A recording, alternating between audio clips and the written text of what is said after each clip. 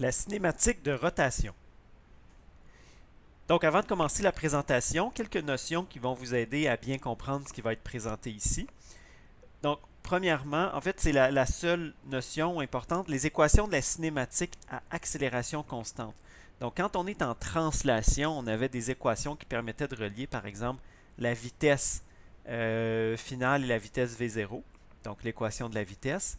On avait l'équation de la position, donc qui nous permet de connaître la position en fonction du temps pour un mouvement accéléré, et l'équation qu'on appelait du carré de la vitesse. Donc, principalement ces trois-là. Donc, juste être capable d'utiliser ces équations-là, se rappeler de leur forme.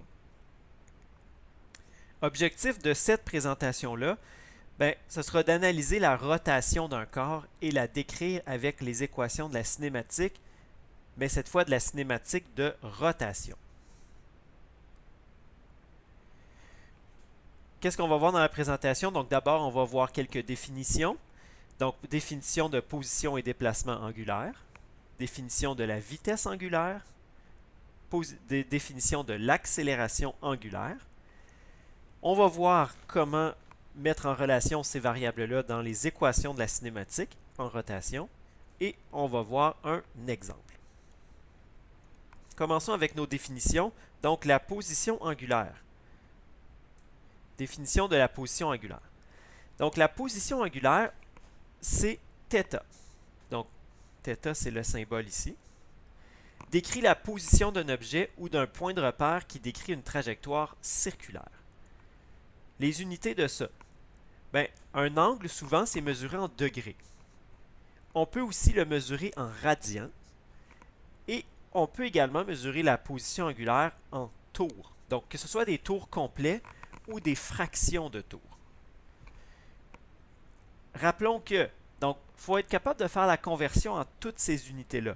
Donc, un tour, si je fais un tour complet, ça représente 2 pi radians. Et donc 360 degrés. Donc, on a cette conversion-là à faire principalement là, ici entre le nombre de tours et le nombre de radians. Donc, si on se rappelle de ça, un tour, c'est 2 pi radians.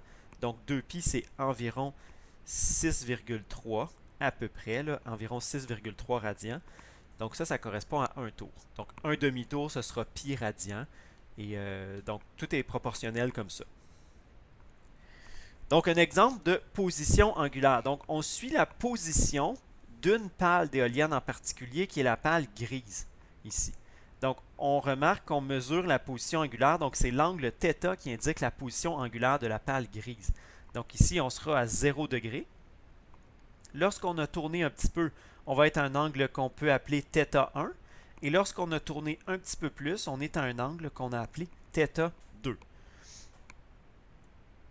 Convention de signe. Alors, la position mesurée à partir de l'axe des x positifs.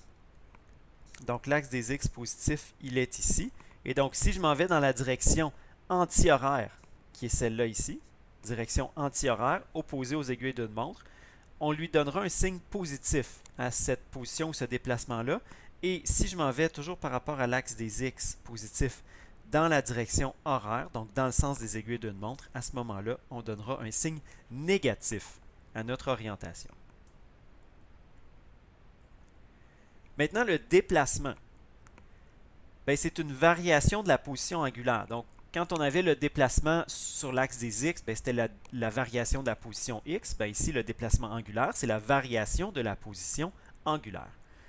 Voyons voir un exemple. Donc, on a deux photos de l'éolienne. Donc, une photo à un certain moment, donc à un temps qu'on appelle T1. Et on remarque que la pale grise est à une position θ1. Et un peu plus tard, à un temps T2, on remarque que la pale grise est à une position θ2. Donc, on a une variation de la position. Voyez-vous, j'ai dessiné ce qu'on avait ici à T1 et ici ce qu'on a à T2. Donc, on a tourné ici d'un angle qu'on va appeler delta θ. Donc, la variation de position, c'est tout simplement la différence entre les deux positions. Donc, θ2 moins θ1. Souvent, on va confondre position et déplacement parce que la plupart du temps, dans les exercices, notre position de départ, ici, c'était pas 0, mais ça va être souvent égal à 0 la position de départ. Donc, quand on parlera de déplacement ou de position angulaire, vous allez voir que des fois, ça va se confondre si on part d'une position qu'on définit comme étant 0. Un autre exemple. Donc ici, quel serait le déplacement angulaire entre ces deux événements-là? Donc on voit qu'on a la pale à cette position-là ici. Voyez-vous ce que je vous disais? Donc on commence à θ égale 0 degré et on finit ici. Donc ça, c'est clairement une orientation de 180 degrés. Donc le déplacement angulaire delta θ est 180 degrés ou pi radian. Donc rappelez-vous qu'on a 2 pi radians pour 360 degrés ou encore un demi-tour. Donc toutes ces réponses-là seraient valables. Donc vous voyez qu'ici, comme on a commencé à θ égale 0, donc la position angulaire et le déplacement finalement se confondent. Vitesse angulaire. Donc si la position angulaire varie, donc on va avoir ce qu'on appelle une vitesse angulaire. Donc comment je vais définir la vitesse angulaire? On va commencer par définir la vitesse angulaire moyenne. Donc la vitesse angulaire moyenne, ça se définit comme ceci. Donc le symbole qu'on utilise, ça ici, ça s'appelle oméga. Donc ça représente la vitesse angulaire. Et oméga moyenne pour nous indiquer que c'est une moyenne. Donc c'est tout simplement le déplacement angulaire divisé par l'intervalle de temps. Exemple de ça, sur une horloge, l'aiguille des secondes parcourt 2 pi radians en 60 secondes. Donc, pensez-y, une horloge. Donc, l'aiguille des secondes, elle fait un tour complet de l'horloge en 1 minute, en 60 secondes. Donc, quelle est sa vitesse angulaire moyenne? Sa vitesse angulaire est donc de... Alors, j'ai 2 pi radians en 60 secondes. Donc, ça me fait ici 0,105 radians par seconde. Donc, c'est comme ça qu'on calcule une vitesse angulaire moyenne. L'aiguille tourne en direction horaire. Donc, ça ici, je vous rappelle la convention de signe. Donc, on avait dans cette direction-là positif, dans cette direction-là négatif. Donc, on devra écrire convention de signe avec ici donc une vitesse angulaire négative. C'est pas excessivement grave si dans une résolution de problème, vous choisissez une convention qui est différente. L'important, c'est de la conserver tout le long de votre résolution de problème.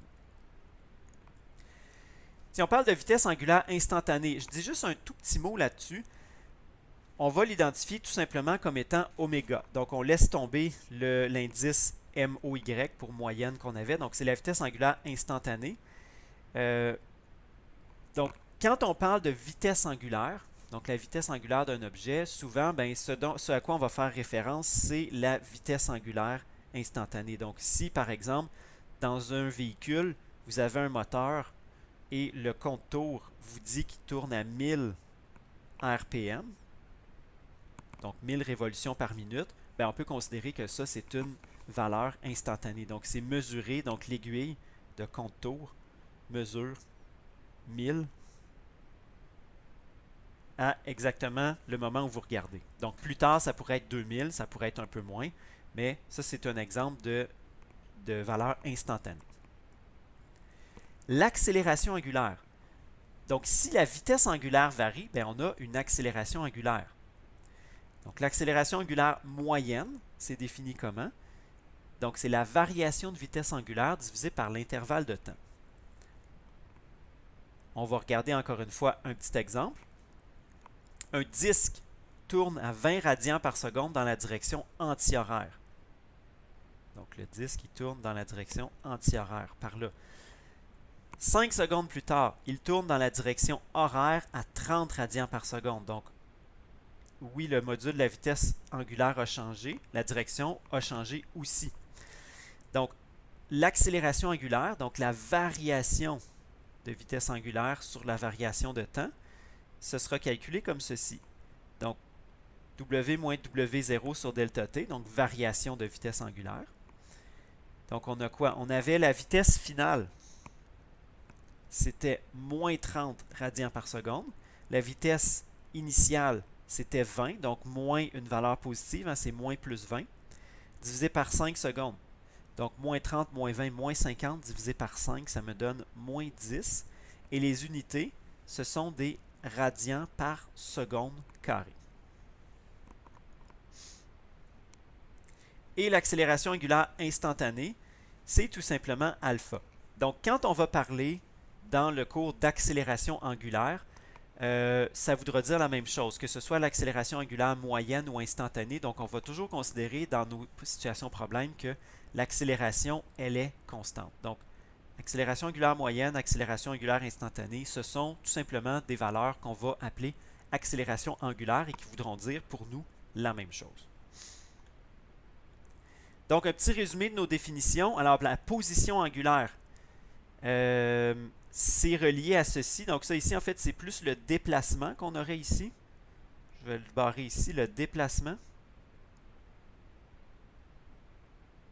Donc, le déplacement angulaire, c'est ça ici, une variation de position angulaire. Donc, les unités sont des radians. C'est l'unité qu'on va utiliser le plus souvent. Donc, oui, on peut parler de degrés, de tours, mais souvent, on va utiliser des radians. La vitesse angulaire, donc c'est symbolisé par oméga, ce sont des radians par seconde. Et l'accélération angulaire, c'est le symbole alpha, et ce sont des radians par seconde carré. Et maintenant, on va mettre tout ce monde-là dans des équations pour relier ensemble justement position, vitesse, accélération angulaire.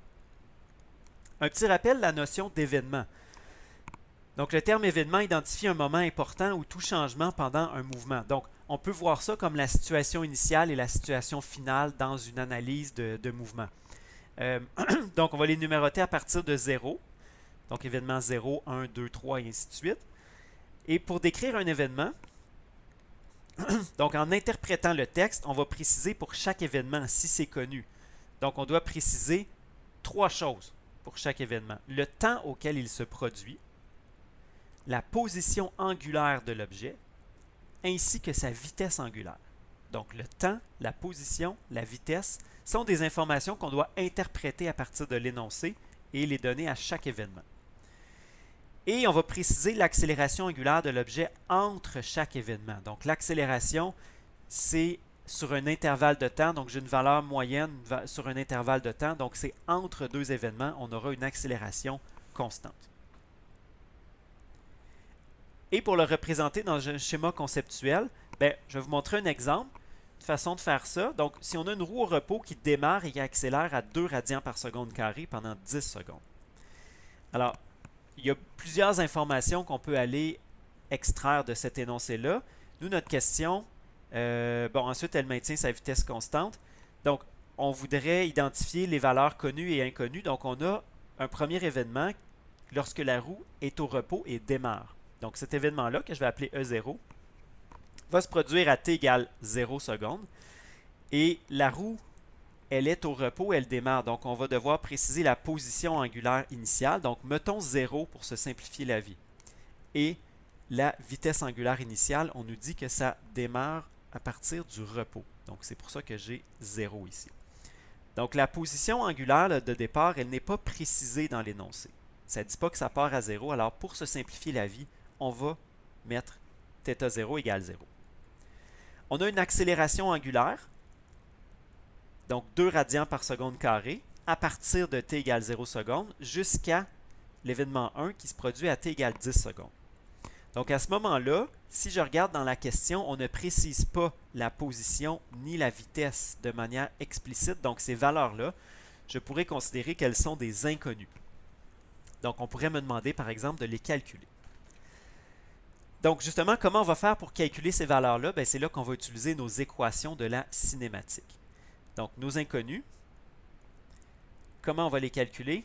Alors, je vous rappelle ici les valeurs qu'on va utiliser dans nos équations. Donc quand j'ai θ0 et ω0, ce sont la position et la vitesse d'un objet à un événement E0. Donc on parle évidemment de position angulaire et de vitesse angulaire. Je ne l'écris pas systématiquement pour alléger la notation. θ1, ω1, la position et la vitesse d'un objet à un événement E1. T, l'intervalle de temps écoulé entre deux événements, et alpha, l'accélération constante de l'objet entre les deux événements. Donc, ce sont les variables qui vont apparaître dans nos équations. Alors, quand je les représente dans mon schéma conceptuel, elles se placent comme ceci. Donc, à l'événement 0, j'ai les valeurs avec l'indice 0, donc position vitesse. À l'événement 1, j'ai les valeurs avec l'indice 1, position vitesse. Entre les deux, j'ai une accélération constante. Donc, nos 4 équations qui vont mettre en relation ces valeurs-là sont les suivantes, et vous allez voir qu'il y a des ressemblances avec les équations de la cinématique de translation. Alors, équation de la vitesse qui est la suivante. Donc, oméga 1 égale oméga 0 plus alpha fois t. Donc, la vitesse angulaire à l'événement 1, obtenue à partir de la vitesse angulaire de l'événement 0, de l'accélération angulaire et du temps. Ce qu'on peut remarquer là-dedans, c'est qu'il y a une variable absente. Donc, le delta θ ou la variation de position, le déplacement angulaire est absent de cette équation-là. La règle de Merton, une équation dont on se sert relativement peu souvent, quand même, je vous la donne, donc permet de trouver par exemple la position angulaire à l'événement 1 à partir des informations qui sont ici. Donc la variable absente, c'est l'accélération angulaire. Donc variable absente ici, c'est alpha. Équation de la position. Donc celle-là, c'est avec la formule quadratique. Donc θ1 égale θ0 plus oméga 0 fois le temps plus 1 demi alpha fois t au carré. Et dans cette équation-là, la variable absente, c'est oméga 1, la vitesse angulaire à l'événement 1, ou la vitesse angulaire finale. Et l'équation du carré de la vitesse, qui me donne la vitesse à l'événement 1 en fonction de oméga 0, de l'accélération et du déplacement angulaire. Donc la variable absente ici, c'est le temps, donc la variable qui n'apparaît pas. Alors, pourquoi j'ai montré 4 équations? Pourquoi je vous ai indiqué la variable qui n'apparaissait pas? C'est que quand on va résoudre un problème, souvent on devra choisir notre équation en fonction de la variable qui en est absente. Donc, c'est une inconnue, donc la variable qui va être absente de mon équation, c'est une inconnue du problème et qu'on ne vous demande pas de calculer. Donc, autant prendre une équation dans laquelle cette variable n'apparaît pas. Et on va terminer avec un exemple. Une roue au repos démarre et accélère à 2 radians par seconde carrée pendant 10 secondes. C'est déjà un énoncé qu'on avait vu ensemble. Combien de tours fera la roue et quelle sera sa vitesse angulaire à t égale 10 secondes? Ici, peut-être on devrait le préciser. Quelle sera sa vitesse angulaire à t égale 10 secondes? Donc, on a 2 événements. Alors, on va remplir le petit tableau ici avec les événements. Donc, notre événement 0 qui se produit à t égale 0 secondes. Donc, on avait dit que la roue part d'une position angulaire 0 et elle part du repos. On a l'événement 1 qui se produit à t égale 10 secondes. Donc, évidemment, la position angulaire et la vitesse angulaire sont nos inconnues. Et je sais qu'entre les deux, j'ai une accélération angulaire qui est à 2 radians par seconde carrée. Donc, ce qu'on va faire, c'est qu'on va commencer par calculer le nombre de tours que fera la roue. Et le nombre de tours, c'est lié. Donc, rappelez-vous qu'on peut faire une conversion tour en radians ou en degrés. Donc, c'est relié à quoi? C'est relié à la position angulaire 1. Donc, on va calculer θ1 et je vais aller choisir l'équation qui sera la plus appropriée. Donc, ici, on constate que la variable oméga 1 n'est pas connue et ça ne m'est pas demandé. Donc, on va essayer de choisir pour l'instant une équation dans laquelle cette variable oméga 1 n'apparaît pas et ce sera celle-là ici, l'équation de la position. Donc, on va aller écrire notre équation de la position. θ1 égale θ0 plus oméga 0t plus 1 demi alpha t carré. Donc ici, évidemment, le deuxième terme, il donne 0 parce que oméga 0, c'est égal à 0. Donc quand je le multiplie par le temps, ça reste 0. θ0, c'est 0. 1 demi fois alpha, donc fois 2, fois le temps au carré, donc 10 au carré. Alors ça me donne une position angulaire de 100 radians. Nous, on demandait le nombre de tours et non pas le nombre de radians. Donc, on devra faire une conversion. Nombre de tours, on se rappelle de... Bon, θ1 égale 100 radians, mais on se rappelle la conversion. Hein? Donc, on a 2π radians, c'est égal à 1 tour. Donc, on y va avec une règle de 3. Donc, si j'ai 2π radians pour 1 tour, j'ai 100 radians pour combien de tours? N étant mon inconnu. Donc, on peut faire une règle de 3 comme ça. Alors, pour isoler n, ben, tout simplement, je vais aller... donc, je peux multiplier par n, donc fois n de chaque côté.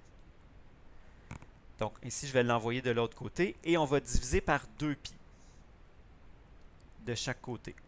Divisé par 2π. Donc, ça va me permettre d'isoler le n. Donc, n, le nombre de tours, ça revient ici à 100 divisé par 2π. Et donc, 15,9 tours. Donc, il faut être à l'aise pour faire une conversion d'un nombre de radians à un nombre de tours.